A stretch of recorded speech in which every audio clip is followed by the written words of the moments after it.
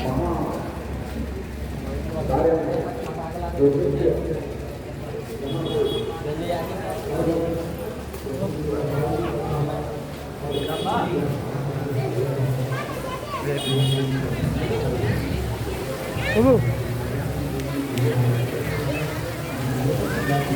কৃষ্ণ।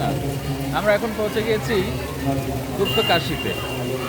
ভগবান দেবাদিদেব মহাদেব যখন পাণ্ডবদের থেকে ভগবান কৃষ্ণ যখন তাদেরকে জয়ী করে তাদের রাজ সিংহাসনে যখন উপবেশন করলেন, তখন তাদের পুরো সারা শরীর জ্বালাপোড়া করে।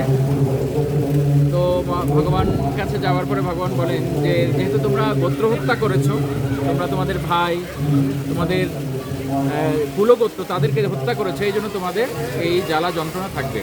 আর এই যন্ত্রণা তোমরা তখনই নিস্তার পাবে যখন দেবাদিদেব মহাদেবের কাছে তোমরা কাশীতে যেতে পারবে। এদিকে তারা যখন কাশীর উদ্দেশ্যে রওনা হয়, কিন্তু এদিকে দেবাদিদেব মহাদেব কাশী থেকে তিনি কাশীকে ত্যাগ করেন। কেন? যদি এই দেবাদিদেব মহাদেব যদি কাশী ত্যাগ না করতেন, তিনি বলছেন তাহলে এই জগৎবাসী তারা গোত্র হত্যা করবে আর কাশী বিশ্বনাথে এসে তারা ক্ষমা লাভ করবে। এই জন্য কাশী বিশ্বনাথ তখন সেখান থেকে তিনি রওনা হয়ে যান। আর ঠিক এই জায়গায় আমরা যেখানে রয়েছি উত্তরাখণ্ডে, এই উত্তরাখণ্ডে এখানে তিনি গুপ্তভাবে এখানে লুকিয়ে থাকেন। যদিও দুটো বিশ্বনাথ মন্দির, দুটো জায়গায় মূলত কাশীর বিস্তার ঘটে। একটা হচ্ছে উত্তর কাশী আর এটা হচ্ছে গুপ্ত কাশী। এখন আমরা এই গুপ্ত কাশীতে রয়েছি।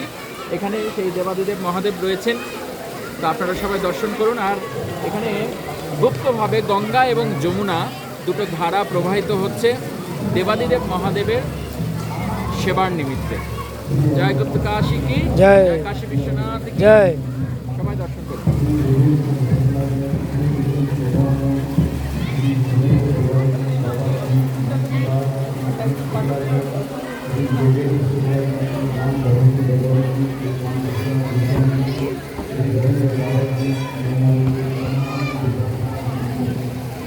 তো আমরা মন্দিরে মোবাইল নিয়ে প্রবেশ করতে পারবো না, বাইরে থেকে দর্শন করতে হবে।